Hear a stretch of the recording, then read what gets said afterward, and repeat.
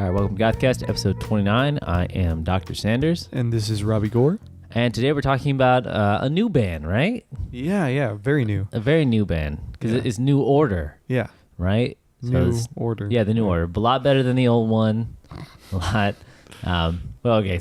Yeah, so obviously most of you know New Order is the band that is essentially what was left over from Joy Division after Ian Curtis's death. Yeah. They formed in 1980, not too long after Ian Curtis's death. Exactly. Basically the same year. Yeah.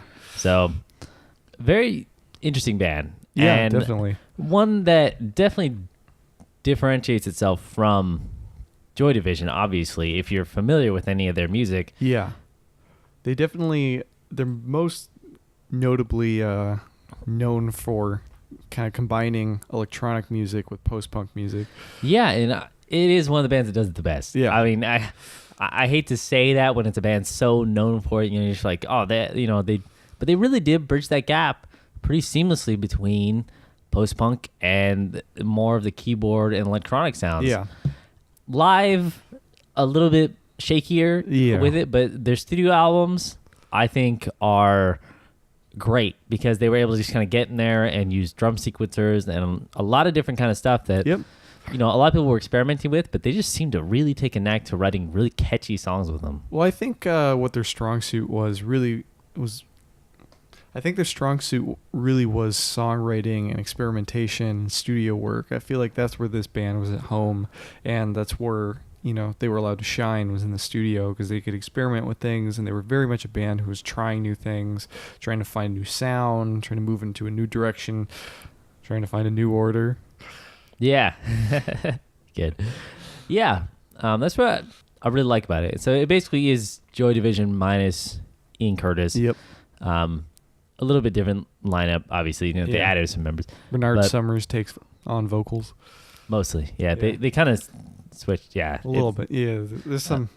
Sometimes different members of the band, they couldn't really agree on who was going to be singer at first. Yep. So they kind of had, everybody taking turns on some songs. Yep.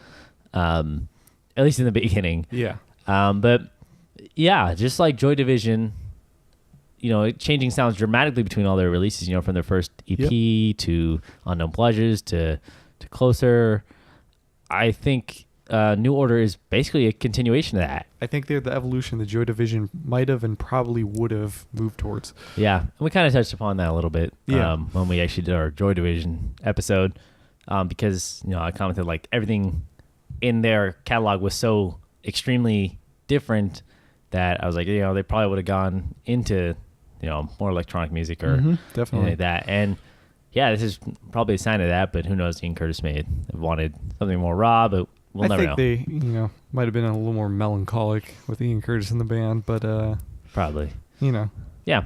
So they started 1980, but their debut album came out a year later. Yeah, 1981. So Movement. Yep. Right at the bat, I want to say it's always bugged me about this album. I really don't like the album art. It's not the best. I just want to say it right at the bat, like especially since Joy Division's album art is like so iconic. Yeah.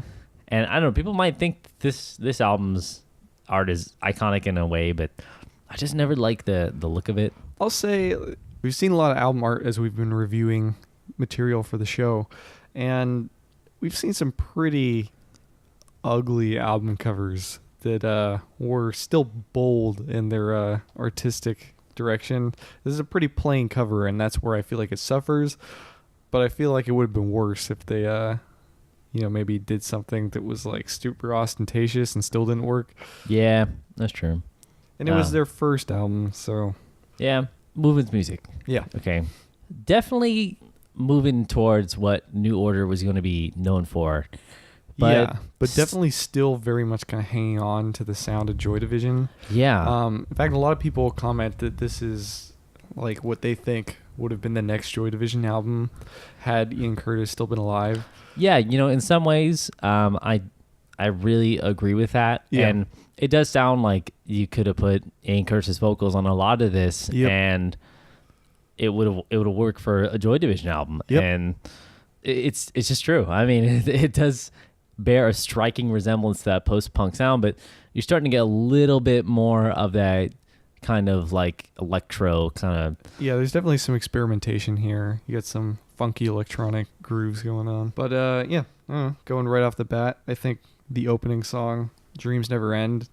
Honestly, I know I hate picking the single as or any single as my favorite song of the album, but I have to say it's probably my favorite song on this album. You know, I really like it. Dreams Never End is a great opener. It's a great song, and I think it is one of those ones where people say like, yeah, it sounds like Joy Division a lot. But it is really, really good. I like a lot of songs on this album. It does have its spots where I'm not as hot on it. I don't really like the song Truth. Oh, I can't stand Truth. That's this is what I'll say about this album. It's very like hot and cold for me. There's songs I really like on here, and there's songs that really kind of I just feel like miss the mark. And Truth is one of those songs. Oh, I do also want to say that one thing I'm going to try to do with this episode, when we're talking about the songs for each one, is I'm going to try and reference the singles from last time. Yeah. Because New Order was a very single-heavy band where singles that weren't even on albums at all. You know, they would release an album and then they release like a certain number of singles. Yeah, so you would have songs that came out from this band during this time period that you might be familiar with, but if we just talked about the albums, then you wouldn't hear them at all or hear our discussion of them because they were not released on albums. Yeah, so I want to say that we're going to kind of group those two together in a way just because it's a little bit easier to kind of get a hold of their catalog like that. But let's just talk about the basic tracks first, like that with the vanilla, if you will. What's on the actual LP? Yeah, exactly. But you know, I said I like a lot of the songs on here. So like Senses, Chosen Time, I like them. Even Doubt's even here. Yes, Senses is great. The bass line of that is so like, driving. It's really good. Yep. Chosen Time, I agree. Also, a really cool song. I didn't care for ICB very much. Really? Yeah. I just didn't like it. It like just felt a little dry to me. Like it wasn't bad, but it could have gone. Yeah, could have gone other places. Yep. I don't know. I think it's pretty good. I don't know. I didn't find myself disliking this album at all. No, I didn't either. But by the way, there were certain songs that I just felt like could have been better. Yeah, I think a lot of people would agree with that. Especially, but I mean, think about what this band was going through. I mean, like this is amazing for like the circumstances. I want to talk a little bit about the singles from around this time, or that were released in this era. It's so Ceremony, that was actually a Joy Division song, or they played it with Ian Curtis before. I've heard both versions, obviously, because we did Joy Division 1, 2. But it's hard to say which one I like more, actually. I kind of like the New Order version better. Yeah, I think so too. Just for me, Ceremony was already kind of going in a direction that I feel like New Order would go towards. Yeah. And so for me, it makes more sense as a New Order song, and I can see why they would release it themselves. Yeah, one thing I do have to say about the way New Order approaches guitar as opposed to Joy Division is they actually, especially later on some stuff, they do guitar a lot and almost make it sound like a keyboard. They do. They very much kind of play patterns that sound like sequence keyboards, and there's a lot of layering of guitars of like little parts that stack up to like a bigger guitar part. Yeah, and we definitely can say that more with the next album. But I thought, especially since Ceremony, you can compare the two, back to back between the Joy Division version and the New Order version. You see a different approach to the way it sounds. Yep, they're similar, but New Order definitely has like a fuller sensibility to the way the sound is going to be. Definitely a little more, definitely a little less raw. Yeah. But then you had Procession is amazing. Everything's Gone Green, which is amazing. Oh yeah, that song is so good. And I think it was the last single released before the next album was released, because I think Power, Lies, and Corruption was released in 1983. Yeah. But my favorite single from New Order, I think, of all time is Temptation. Yeah. I love that song. Temptation's a really good song. I love it so much. I will say, I do think it's very important to talk about the singles for New Order, because I feel like that's where a lot of their really good material is. Yeah, I mean, the albums, don't get me wrong, the albums are good. Yeah, like Movement is a good album, but so many people are more familiar with the singles. Yep. And let's be honest, today, most people are gonna look up the singles. They're gonna listen to the singles more. Yeah. And there's nothing wrong with that. Like unless you're like a big New Order fan, you're probably not listening to New Order albums. Yeah, exactly. That's not to say the albums are good. I just want to not make at that all. clear. It's just kind of the nature of the beast. Yeah, I just think that they put a lot of focus on, being like, okay, like we're gonna release an album and then we're gonna do singles. Yep. And 2 products out there. And a lot of what would be heard by people from their albums were the singles from those albums. Exactly. But Temptation, love it. Yep. It's such a good song. I just love the way it sounds. I love the vocals on it. I love the music video. I love everything. Everything is blended very well in that song. Oh, I just love it. And it's like, I think it's like 5 minutes long or something. It's a pretty long song for, like a single. 5 minutes and 26 seconds. Yeah. So it's a pretty long single. Yep. And of course, most people are familiar with it from I think it's Trainspotting. Yeah. That movie. I just always loved this song. So if you're actually going to pick up. That was actually the first time I heard New Order was when I watched Trainspotting. I heard Temptation. Really? Yeah. Huh. It's probably like 13 or something. Oh, wow. But yeah, so that's actually why I recommend, if you're actually going to pick up physical copies of this, Yep. it is good to pick up physical copies of, like any album. It's kind of weird to say, like, pick up like a original vinyl copy of Movement for me. Yeah. While it's a good album, like I said, I really like the album plus the singles. Like, it kind of gives you a more of a portrait or like a fuller sound. What I tell people is that, honestly, and this is usually what we don't tell people, but the collector's edition, which has the bonus disc, has all the singles on it as well. Yeah. And so I think that's really the one to go for. I would agree with that. I mean, yep. Maybe it's just because Temptation. Maybe it's just because I love that song so much. But no, I think it's just because there's a lot of good material that could have made the album that didn't. And yeah. So if you get the collector's edition of the album, you get that material. Yeah, exactly. But yeah, so basically, Movement is a weird album to talk about. It has some material from when Joy Division was. I mean, probably some of the ideas were floating around when they were still a band. It kind of has that sort of sound. It kind of has this push to sort of the synth pop sound that they were going towards. Has not only its own singles from the original release, but has amazing singles that were, released during and after the album was in promotion. I think as a whole package, if you see Movement with the singles, it's absolutely amazing. I think if you see Movement without the singles, I think it's a pretty good album. Mm-hmm.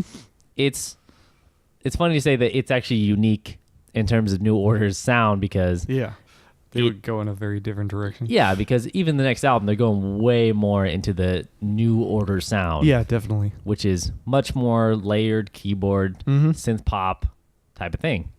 And I just think if you're going to listen to Movement, just keep in mind that listen to it as the whole experience. Yeah. And I know we weren't particularly fond of the art, but for those of you who were, I thought, nice little piece of trivia that the album cover was designed by Peter Saville and is based on a poster by an Italian futurist and fascist sympathizer, Fortunato De Pero. I hope I'm pronouncing that right. Fortunato. Yeah. But yeah, that also probably ties in with their band name a little bit. Yeah. Yeah. Okay. So you can look into that if you're interested. We're not going to cover that here. So yeah, check out Movement. I think it's one that probably not as many people listen to.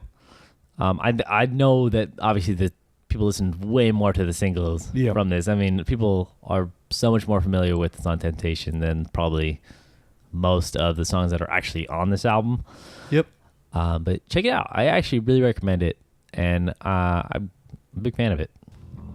I agree. Today on Random Interesting Goth Stuff, aka Riggs. We're of course going to be mentioning more Cure news. We said we'd give you an update when we're getting closer to actually going to the show. Yep. And so we're going to be at the 23rd, so May 23rd. Yep. Hollywood Bowl. That's right. We're going to be seeing the Cure. Yep. And so far what we've seen in terms of reviews and everything, it looks like It's going to be a very nice time. And their set list is including a lot of classics. Yeah, and a lot of, single tracks that were, big tracks for the band. Like Caterpillar is going to be like on there, they don't normally play a lot of top stuff, Yeah. And then they also have been debuting new songs. So they had 2 new songs that they've showcased, and we've listened to them. Of course, they're not the best quality because it's not obviously studio recording of them yet. But it sounds like they're kind of going back to a more dark kind of gothic sound. Yeah, it sounds similar to some of the stuff they've done before. Yeah. A little bit darker, a little more of the... Very down tempo. Yeah, exactly.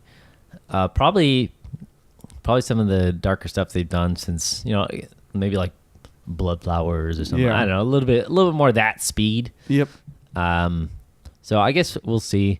I don't really... It's really hard to tell, Yeah. like, listening to the songs, like, they could go either way. Like, based on the videos, they don't sound like they're amazing, but it's hard to hear Art Smith's vocals on the videos, and it's hard to see what the song's going to turn out, because, live demos are not always very good representations of what the final incarnation of a song is going to be like. Exactly. So... yeah, just look out for that. And if you're looking to meet up with us at the Cure Show, you can message us through any means, through Instagram or Facebook. Will probably be those 2 are probably the best to get a hold of us right away. But if you're going to be in California and you're going to be here on the 23rd and you're going to the Cure Show, that's where we're going to be. Yep. Probably singing along to everything. And it should be a lot of fun. Yeah, I'm definitely looking forward to it.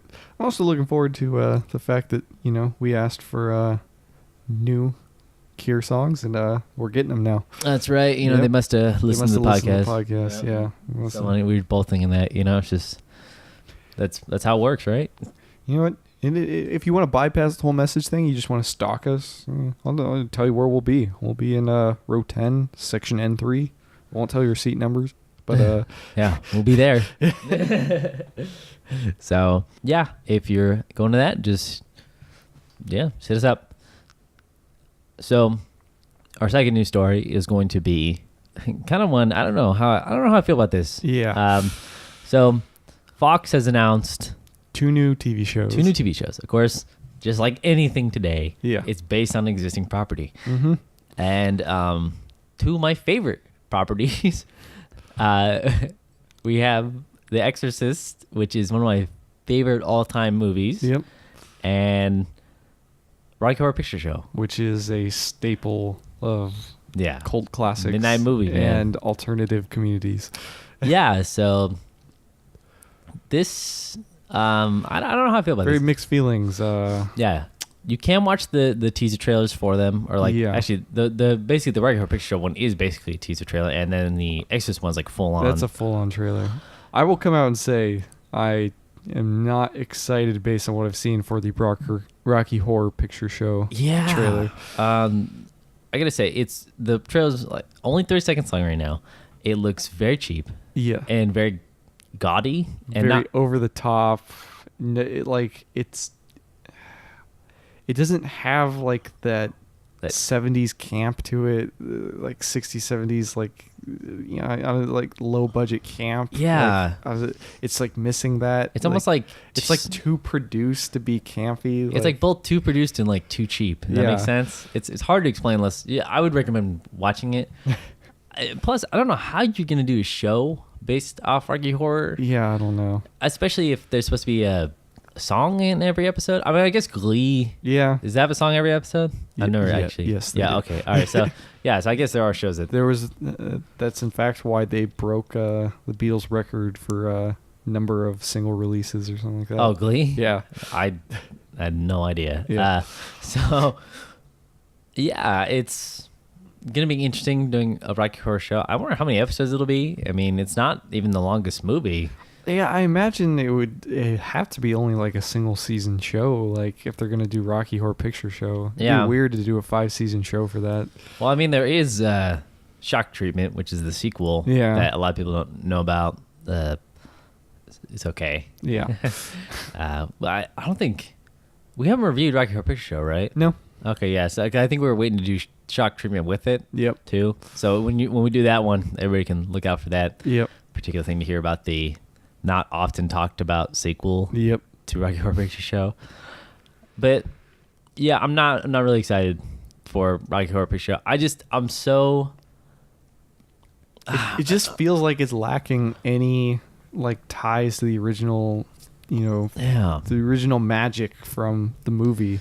Yeah, and like it seems like the same basic plot, kind of, but it just seems like it's missing all of the substance. Mm-hmm. So we'll see. I mean, I've been surprised. Probably sometime, I don't know. Maybe I'm really surprised by this. So, but then the Exorcist one actually looks really good. I'm really looking forward to this one. Yeah. So they're doing an Exorcist TV show, and as you all probably know, there have been many Exorcist sequels, and all of them have pretty much failed horrifically. Yeah. But I think that television is actually a good platform for them to expand The Exorcist, and I think that's why this show is going to work more, is because, I think it's kind of a waste of time to try and expand on The Exorcist as a film franchise, but you could definitely take it in, like a deeper direction with television, because you have more time to spend a narrative plot. Yeah. And there's a lot to be explored in The Exorcist. Well, here's one of the things is, unfortunately, whenever a horror movie is so iconic, even if the other movies may be good, nobody's going to remember them, all right? Yeah. So Psycho. So first Psycho is amazing, right? Psycho 2, which was released, I think it's like the 80s, something like that. It is amazing too. I mean, it's great in a completely different way. In fact, Quentin Tarantino said that The Exorcist, not The Exorcist, Psycho 2, he likes it more than Psycho 1. I could see why Quentin Tarantino would. But you know that nobody is going to say that. I mean, probably like 90% of people who have seen Psycho 1 have probably not seen Psycho 2. Yep. And so you're on the problem of, like, whenever you have an IP of it kind of fading away, like even like Nightmare on Elm Street had a TV show, like all stuff. And I always worry about these kind of things whenever they are attached to a franchise, right? Yeah. And especially if they look good, because a lot of times they get like one or two seasons, and they just kind of die. Yeah. Well, it's kind of like, I don't know. A lot of people have mixed feelings about the Sarah Connor Chronicles, but I actually really liked that TV show. Yeah, that's a good show. But it got canceled. Yeah. But then also, you can't have the things where it actually reinvigorates the franchise and it almost becomes more popular. Yeah. Now, like the Bates Motel. I was going to say Bates Motel, yeah. So there's 4 Psycho movies. Yep. Probably, I mean, a lot of people who watch Bates Motel haven't even seen Psycho. Yeah. That's how popular it is. It's actually, like, if you say Bates Motel, a lot of people know exactly what you're talking about. If you say, have you seen Psycho? They're like, no, I haven't seen it. It's like old, right? It's black and white, I don't want to watch a black and white movie. Exorcist is new enough, at least, that I think most people have heard of it. I think so. Of course, it has the famous melody. It was, I think it's 1975 when it first came out. But I mean, it's been a staple for, like, horror for so long. Yep. And it's widely renowned as, like, the greatest horror film of all time. Yeah, I feel like it's still included in modern horror, even though it was from the 70s. Mm-hmm. So, I mean, a lot of people grouped it in with, like, Nightmare on Elm Street and Halloween, but even though it's a totally different movie. Yeah, I know. Than that. So I think it could really be successful. I think if it is like a Bates Motel, then it'll probably be really good. Yeah. And I'll be looking forward to it. I mean, I don't really like the sequels to The Exorcist. Yeah. But I don't think that many people did. Yeah. but a show could be great. Yeah. And I think it's, especially if it's just going off the first one and adjusting some things, especially with how they're doing it actually modern, they're not theming it towards like the 70s. Yeah. I actually like that they're trying to update it a little bit because we've seen so many of those like 60s, 70s theme shows. Yeah. And not that I have anything against the retro aesthetic, but I want there to be like a really good one that is like in modern times. Yeah, where they just adapt it to, modern relevant culture. Yeah. I think that would actually make it scarier because one of the things that was so scary about The Exorcist, and a lot of people don't realize it today, is that it seemed like it could be then, at that time. At that time, it was relevant to something that seemed realistic. And you watch The Exorcist now, and you can appreciate this great piece of film and all these things that they've done with it. But it's not particularly scary anymore. No. it's just, but the whole thing was like evil could get into your family, and that's what was like so frightening about it. And I think if they can capture that same kind of vibe, that'll be really good. Yeah. And plus, I got Gina Davis as a mom, so that's pretty cool. I love Gina Davis. Yeah. Basically, so far, the trailer shows a lot of potential for this, this series. I guess you're wondering who Gina Davis is, and you're not familiar with that name. She's Barbara from Beetlejuice. Yep. So it's gonna be exciting. But this has been Riggs. So you can go see The Cure on the 23rd. Hit us up. And some shows. Yeah. So let's get back to the music.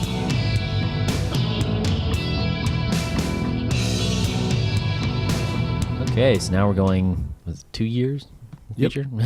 So 1983. And this album is going to be Power, Corruption, and Lies. Yeah, right off the bat, I want to say big step up in the art department here. Yeah, I always really like this art cover. It's a great album cover. It's that's actually one of the reasons I want to mention Movements 1. Yep.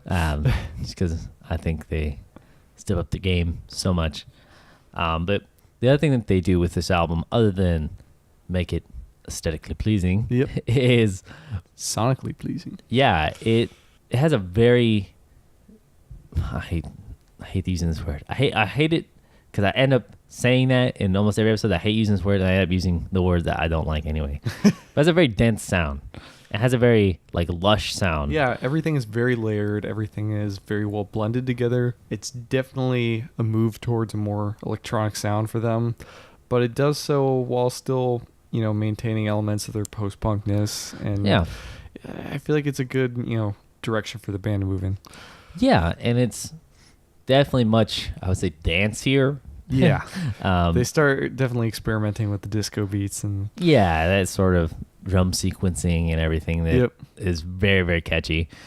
But I really do like the use of synthesizers in this album. I think it was the perfect step for it. And I mean, there was a little bit of synth on the last album, but this is the first album where synth is really featured on any songs. Yeah, well, it feels like whatever the guitar line's supposed to be are just completely negated by the synth, and it's more about the synth lines or making the guitar sound like a synth. Yep.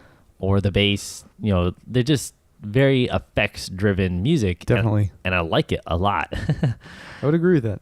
I think a lot of people would agree that this is where they start to really hit their stride in terms of an album sense. Yeah, well, this along with the next album are considered the two albums that consolidate their new sound. The new sound of New Order. Yeah, the new sound of New Order. Yeah. Whereas Movement was very much still kind of a continuation of Joy Division's sort of sound. Yeah. Getting into the songs, absolutely love Age of Consent. Oh, Age of Consent is great. It's such a good song. In fact, there's I feel like the keyboards and everything just vibe really well together. Yeah. The drums and bass are really grooving together. There's a lot. It's really dancey. It's catchy. It's Yep. Again, a great opener. Yep. They got the openers down. I love bands that have good openers. Yep. I think that's what happened with the Cure sometimes. Even if we didn't like the album, we like the opener. But We All Stand, still great. I love it. It's a really quirky song. Yeah. Yeah. But no, I would agree. It's still a good song. Yeah. The bass line is so interesting. It's definitely an out there kind of bass line. That's just kind of the thing that I noticed, especially with this album, is in a way Joy Division. Yeah. Is the bass lines are pretty important for Joy Division. Yep. And with New Order, that definitely carries on, and especially when they went more towards the dance influence sort of sounds, the bass is always present. Yeah. Even sometimes sometimes I didn't realize it was actually a bass guitar or something. And then I would watch a live video or listen to a live. I'm like, oh, that's actually a bass guitar. Yeah. So it's actually even more prominent than I thought it was. Yep. But that doesn't mean that they go for the straight kind of driving bass sound. It's Peter Hook's bass is all over the place. Yep. And he definitely is not afraid of the weird bass lines. No, he likes to play around with the bass. You definitely get some experimentation in there. Yeah, definitely. I like this song title. Leave Me Alone. That's a good song title. I'll agree with that. Right? I really like that song. I thought it had like a great hook and a great chord progression. But I felt like it was lacking a little bit of mixing on that particular song. Like I felt like if that song had been mixed a little bit differently, it could have been like maybe one of my favorite songs on the album. Yeah. And it's not a bad song. It's just it didn't make my like top 5 songs for the album. Which actually, I mean, pretty tough. I mean, this is a pretty good album. Yep. I mean, I like a lot of stuff. Ultraviolence. Ultraviolence is great. It's like it's a classic song. People love it. I love it. It's so good.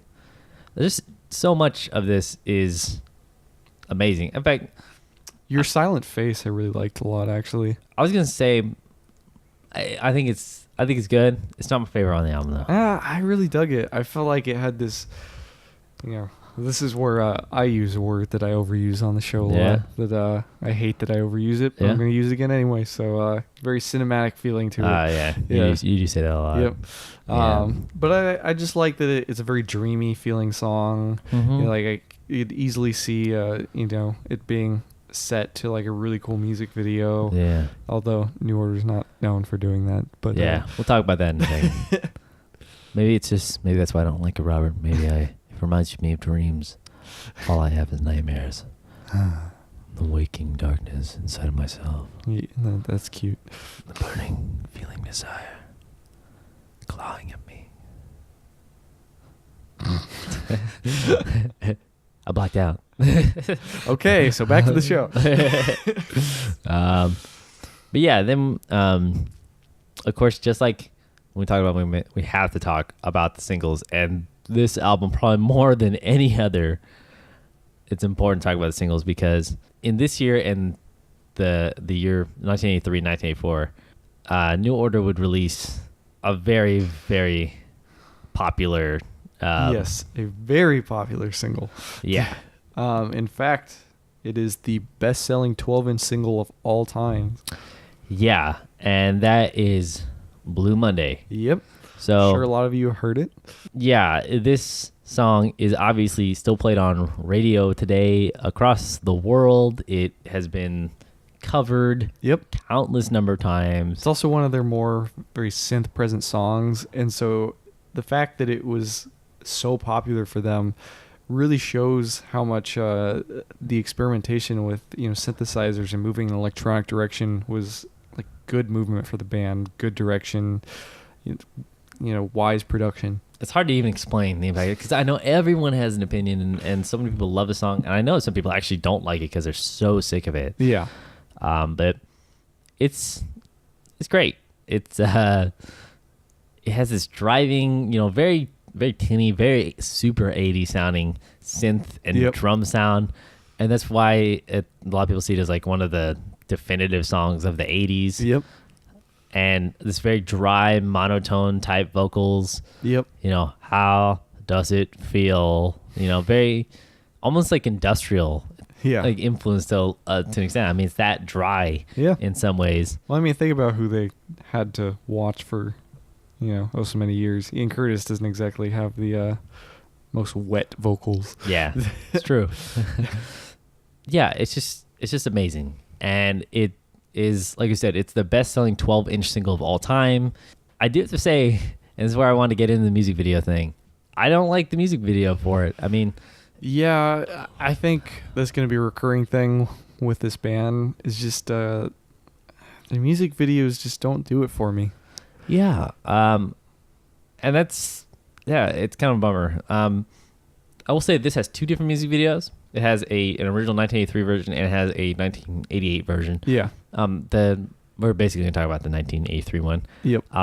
It basically uses like stock footage and like this computer generated stuff. And weird editing and color effects just to kind of cover up the fact that it's stock footage. Yeah. And it looks like something you'd take acid to. Yeah. It's, and basically they have like, some clips of the band, but it's like they digitize them and it doesn't really look like them and stuff. I don't think it does the song justice. I don't think so either. In fact, there is a lot of the music videos I'm not that big a fan of, and I think a lot of people haven't even seen most of their music videos because they don't. I mean, they probably heard the song, but they don't even think that maybe it's an official video or something like that. Yeah. Like, well, and plus, I feel like, I don't know, maybe they just weren't a very video-influenced band, so they didn't put a lot of thought in music videos, and record companies wanted to put them out anyways, so they just kind of throw something out there. Nah. I don't know the history specifically behind creation of those music videos, but it just seems like they weren't very invested in, making some like great piece of art for their music videos. Yeah, I just want to say that in keeping with the super 80s-ness of this song, the original version of the single, like the artwork is a 5 1/4 floppy disk, like the big black floppy disk. So I just wanted to really drive home that supreme 80s-ness. But you also have the song Confusion, which of course, total classic. Yep. Thieves Like Us and Murder, which were the other singles released from it, which are all super amazing. And I think Confusion also is another one of their biggest singles. Yep. That might also be because it was coming off of the success of Blue Monday. Yeah. It's a great song. Yeah. It's a great song. But I'm just saying, people aren't as familiar with it as Blue Monday. Yeah. But this is definitely another one of those cases where... so we have the original CD, or the original LP, which does not contain really any of the singles, except for Age of Consent and We All Stand. Yeah. The two singles from that album. You have the American CD, which has, a couple singles on it, as Blue Monday, and the only other song that's not an album on there is The Beach. But the collector's edition bonus disc from 2008, that's the one to go for. That one has all the singles on there. It's got Blue Monday, it's got The Beach, it's got Confusion, Thieves Like Us, Lonesome Tonight, Murder. It also has instrumental versions of Thieves Like Us and Confusion. But I feel like those singles, again, are very important to this era for this album. So I, again, would kind of recommend, the collector's edition CD. Yeah. Kind of, seen a pattern here, right? Yeah. But I mean, I think much more so than Movement, this album can stand on its own without the singles. It can, but I just feel like there was a lot of great material that, Yeah, I know. Especially because they do such short albums. They're all 8-song albums. Yeah. That's not to say the songs are themselves short, because I think every song is almost 5 minutes, and then there's a 7.5-minute song with 5 and 6. This is fair enough. But they could have easily done a 10-song album and included, Blue Monday at least or something. Yeah. I don't know why they didn't do it, but yeah. So, Power Corruption Lies, it's amazing. Yep. Love it. I recommend it. Okay, now we're on to Lowlife. Yep. So this is the third studio album. 1985. Yeah. So this is, again, the album that most people feel kind of cemented where they were going to go for the... Yep. From now on, they have their definitive sound. Yeah. More or less. Or at least the one that everybody's going to compare to. Yep. But Lowlife, I got to say, I'm not as big a fan of it as Power Corruption and Lies. No, I completely agree with you. That in some ways, maybe their sound is a little more consistent on this album, but I don't feel like the songs are as good on this album. Yeah, there's definitely, of course, a huge keyboard and electronic sound on this album. This is really where they kind of just fully go into it. You know, and they were. I feel like the singles were pushing that harder than the actual last album was. Yeah. But on this album, it's really where they start going with samplers and a lot of other stuff, but they still have that kind of guitar influence on here to some extent. There's still a little bit of post-punk. Yeah, that's what the newer sound kind of is. Kind of trying to blend a little bit of that rock guitar in there with a lot of that synth pop and dance sort of influence. I gotta say, with the guitars on this album, really 80s sounding, in my opinion. Very dated, kind of like tinny guitars. Yeah. Like I said, you can do that really well, but I just feel like this album, in particular for me, it didn't hold up as well. Yeah, I would agree with you. I don't hate this album because there's some songs in here that I really like. In particular, I think my favorite song on the album is Sunrise. Mm-hmm. I think that's a great song. I think it builds perfectly. It's got enough blend between the synth and like the rock and post punk. I also really like Love Vigilantes. I know that's a huge single from this album. Everybody knows that one. But I think that's a really good song and a really good demonstration of their songwriting capabilities. And I suppose that's one of their less synthy songs. Yeah. It's cool that, like, one thing I do want to talk about with this album is the artwork again. Yep. It's cool because it features just like photographs of the band, which like obviously they weren't known for doing. Yep. But when you bought the CD version, because it's Stephen Morris who's on the front, but if you bought like the CD version, you could choose which member you had on the front. Yep. Which is pretty cool. I just thought that was I always like whenever people do like creative stuff with artwork, and it's not really, people don't really do that anymore. Yep. But yeah, like The Perfect Kiss. I can't stand that song, to be honest with you. I think it's okay, but it's definitely not my favorite song from New Order, and I'd listen to a lot more before I listen to that one. Yeah. I do want to say it is there is a video version of it too, and I don't like the music video for it. It's pretty cringy a little bit. Mm-hmm. I'm sorry to say that. I'm really sorry to say it because I know a lot of people really like Lowlife, and it has a lot of good things about it. I mean, it's pretty much a critically acclaimed album. And there's good songs on here. Like I mentioned two of my favorites. And there's other songs I like on here. I think Subculture is a really good song. Yeah. I really liked Face Up. Mm-hmm. I thought Time of Night was good. Yeah, I like Time of Night a lot. Yeah. I gotta say, I didn't like the singles that much. I just felt like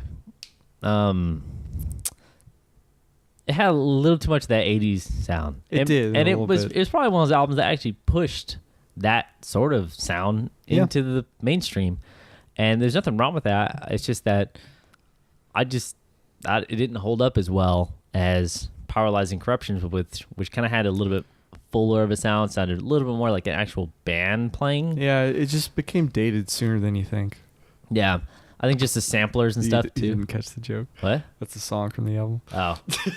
Oh, sooner than that's a good one. I like that. I'll play a snippet of it here just to kind of give you an idea of what we're kind of talking about.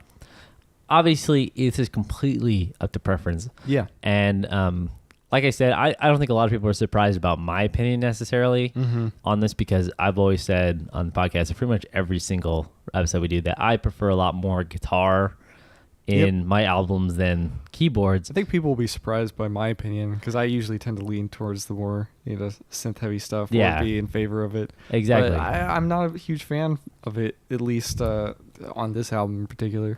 Yeah, I'm actually kind of surprised by your opinion on this. Yep. But I don't think anybody's gonna be surprised by mine, since I like that guitar.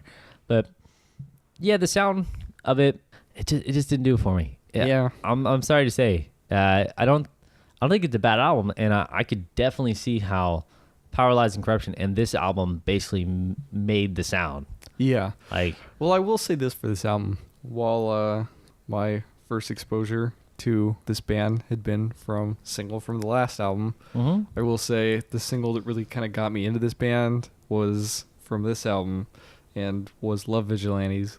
I remember the first time I heard that song, I didn't know it was New Order, and I was like I'd heard it, a few New Order songs, but never really gotten into them, and I was like, Love Vigilantes is really good. I'm gonna check out some more of their material. And that's when I kind of started to be more aware of their presence. So it has its place.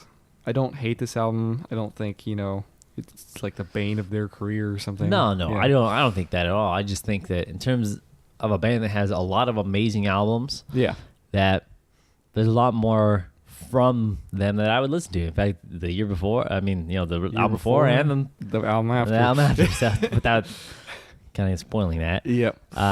We'll talk about that album. So yeah, if I would say this, here's my recommendation for people. If you are way more into electronic music, like synth pop, than you are post-punk, do this album over Paralyzing Corruption. Lowlife is definitely very electronic. In fact, if you want to get kind of a look into one of the albums that helped pioneer like what would be known as the really like what would set the trend for electronic music for the next few years. Yep. I mean, Lowlife isn't a bad place to look. So definitely. Yeah, that's all I gotta say about that. All right, now to the final album we're gonna talk about, and that's us. It's Brotherhood. Yep. Even though we're not brothers. So it's 1986. So just 1 year after their last album. Yeah, and this is now, I think, it works a little bit better for me. Yeah, for me, at least personally, this is my favorite album from the 4 that we're talking about today.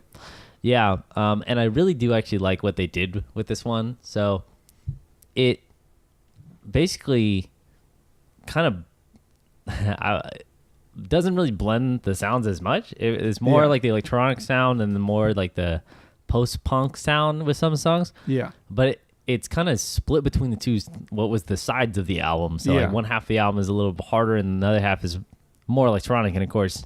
And I also feel like the songs are a little better produced on this album.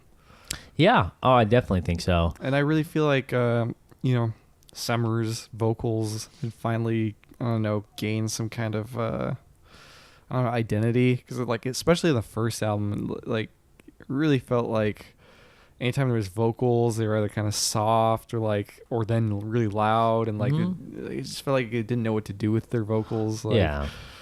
Yeah, I feel like this is where they really started to figure out. I will say, not my favorite type of vocal, which kind of is nothing against Bernard Sumner. I think he's definitely as good at what he does. Not my favorite vocal style for New Order. Yeah. The style in New Order, I should say. But it works for what they do. Yeah. It's always a little soft for me. Yeah. But with this album, I think they really find that good blend of like, what the vocals work with. I think so. I felt like his vocals on this album really finally kind of fell into place with the rest of the music. Yeah. That's not to say that the other albums were bad necessarily with it. But it's just that this one you're like, oh, okay, like these lines are like perfect. It's like it's where you think it would be, I guess, is what I'm saying. As far as songs from this album, there's only one like real single actually released from this album. Yeah. And that was Bizarre Love Triangle. Of course, super popular song, still played on radio.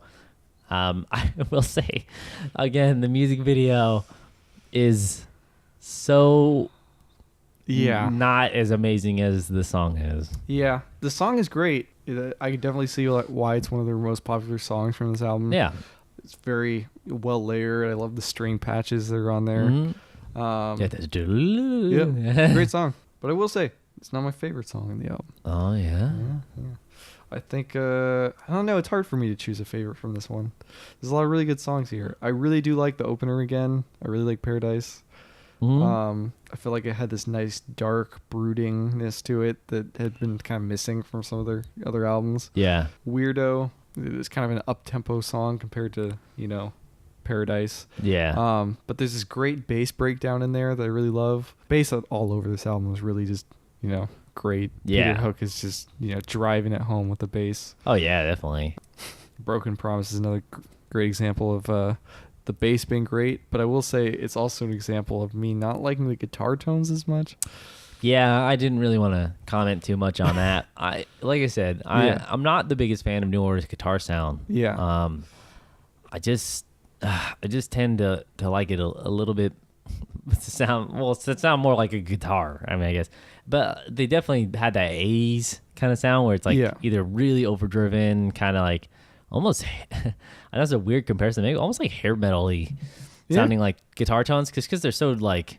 There's not like a lot of attack on it in a way. I guess I could see that reference. I was thinking more in terms of like EQ curve, and I was like, definitely not. No. I was mean like in terms of like it's like it's like very very very not post punk. I'll put it that way. But I like it. It's like it's kind of that electronic sound to it. Yeah. I think probably my favorite song on the album is Every Little Counts. Oh, and then it has that ending where like it skips. It starts speeding up and then it skips. Yeah. That's actually pretty cool, and I actually like that. I know we mentioned it when with Typo Negative, is that like they had a similar thing where like in the beginning of World Coming Down, there's like skip it. Yeah, it's like this sounds like the C skipping, and then if you had October Rust, then it would sound like the beginning of tape is getting all chewed up in there. Yeah, but this one has like the record skipping, and it's like that's super cool. Yeah, I really like that. But yeah, it's this is a good album. Like this is a really good album. In fact, I think it's better than Lowlife, and I just think it sounds more like they knew what they were doing with this album. I would agree. I feel like at this point, they had been a band without Ian Curtis for a while. They kind of developed their own identity. They knew the direction that they wanted to move. They knew how they wanted to produce songs. I really feel like this was their solidifying album. Although everybody says, it's the last two. For me, it's really this album. Yeah, that's really hard to say. I don't know if I could properly weigh in on that. I'm gonna try anyway. I think Lowlife and Power, Corruption, and Lies, those two really do set like this precedent for what they were gonna pull from. I think they set set the stage for what they're gonna do. But I feel like this is the album where they've really arrived at that sound. It's hard to say. I mean, I can see where you're coming from. Yeah. It's definitely the first album where you can say like New Order has a set sound, I guess. Yeah. Yeah. Man, it's just hard to say. It is hard. Yeah. That's just my opinion on it. Yeah. People can disagree. They always seem to do that. Yeah. That's true. But yeah, I think it's a great album. I think it's one that, if you're a New Order fan, you probably have heard some songs. Or even if you're a casual fan, you probably heard some of the songs from this album. Yep. It's also cool. The album art is, while not today, it doesn't look groundbreaking today or anything like that. It was like a picture of like zinc or something. Yeah, it was a picture of a titanium zinc alloy sheet of metal. Yeah. And so they photographed that, and then on the early releases of the album, they actually applied a metallic effect to the album, so it actually looked like a sheet of titanium. That's so zinc cool. Alloy. So that's really cool. I think that's awesome. The song "State of the Nation," which was a single released, and it was later like added to the CD release. Yep. Which, so we're gonna include it when we're talking about this album. I honestly don't really like that song that much. I don't either. Yeah, I think it was I think it was a good decision to leave that song off the album. Yeah, it doesn't really fit with it. That's the only problem. Yeah. In terms of like including it in the album, I don't feel like it. I feel like Brotherhood was much more of a finished album going into its release. Mm-hmm. And then State of the Nation just kind of doesn't fit with it, especially, it just, I don't know. This album is such a good blend of like kind of transitioning from like heavier material to the more electronic stuff. Yep. I think throwing another song in there messes up that whole point of the album. Yeah. And this is another reason why I say that, like, I don't know, I feel like this is where they're really starting to come together, is because so that like their first two albums, there's lots of good songs on there, but we also recommend that people, check out all the singles, because there's a lot to be missed if you don't check those out. Mm-hmm. But this really does feel like a finished album for me. Yeah, I would totally agree. So yeah, if you're asking for my recommendations for this particular episode of what I think is the way to listen to it, Dr. Sanders, New Order, first 4 albums recommendation. I would say for me, I would listen to Power, Lies, and Corruption first. Probably, it's hard to say. Probably my personal opinion, I would probably go Movement second. Yeah. Just because I like the guitar. Yeah. Then I would do Brotherhood. Then I would do Lowlife. Yeah. Yeah. I don't think I would ever tell anyone to skip Lowlife. No. Yeah. I think it's a necessary album. Yeah. I'm just not sure where I would place it, like in what order. I'm surprised you would let Movement stay that high, number 2. Oh, I think Movement's great. Yeah.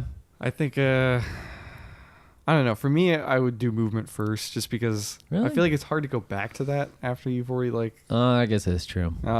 So I'd probably go Movement first, and then Lowlife, and then Power, Corruption, Lies, and then Brotherhood. Yeah, it's totally different than mine. Yeah. Okay. Well, so yeah, all these albums are recommended. I mean, it's hard to talk about a band that hasn't at least in the point that we're talking about, hasn't really released even a so-so album.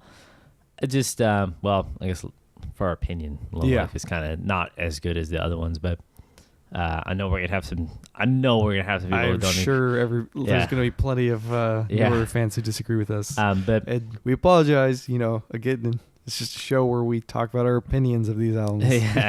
Not trying to offend anybody. Yeah. And who knows? Maybe in episode 2 we'll be like, "This is amazing. The most amazing album ever."